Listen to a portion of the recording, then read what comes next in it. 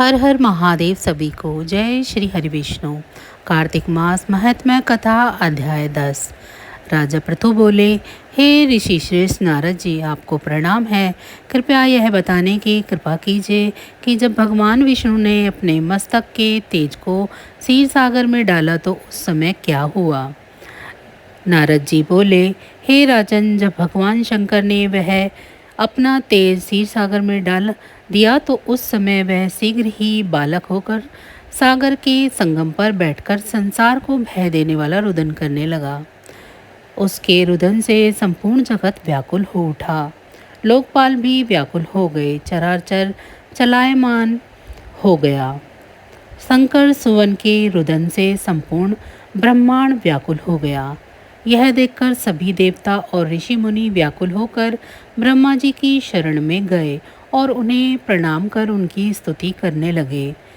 उन सभी ने ब्रह्मा जी से कहा, हे पितामह, यह तो बहुत ही विकट परिस्थिति उत्पन्न हो गई है। हे महायोगिन, इसको नष्ट कीजिए। देवताओं के मुख से इस प्रकार सुनकर ब्रह्मा जी सत्यलोक से उतरकर उस बालक को देखने के लिए सागर तट पर आए। ब्रह्मा जी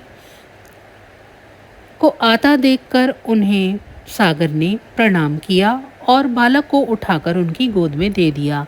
आश्चर्यचकित होते हुए ब्रह्मा जी ने पूछा, हे सागर, यह बालक किसका है? शीघ्रतापूर्वक कहो।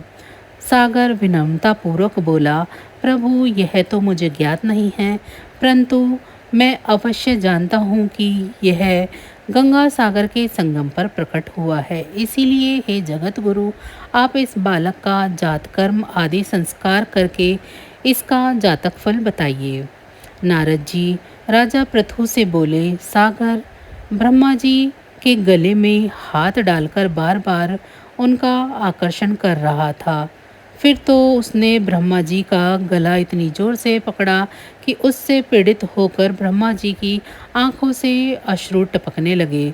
ब्रह्मा जी ने अपने दोनों हाथों को जोर लगाकर किसी प्रकार सागर से अपना गला छुड़वाया और सागर से कहा, हे सागर, सुनो, मैं तुम्हारे इस पुत्र का जातक फल कहता हूँ। मेरे नेत्रों से जो यह जल निकला है, इस कारण इसका नाम जलंधर होगा। उत्पन्न होते ही यह तरुणावस्था को प्राप्त हो गया है, इसीलिए यह सब शास्त्रों का पारगामी, महाप्रकर्मी, महावीर, बलशाली, महायोद्धा और रण में विजय प्राप्त करने वाला होगा। यह बालक सभी दैत्यों का अधिपति होगा।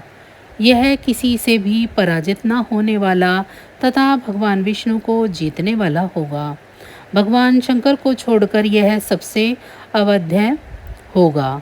जहाँ से इसकी उत्पत्ति हुई है, यह वहीं जाएगा। इसकी पत्नी बड़ी पवित्रता, सौभाग्यशालिनी, सर्वांग सुंदरी, परम मनोहर, मधुरवाणी बोलने वाली तथा शीलवान होगी।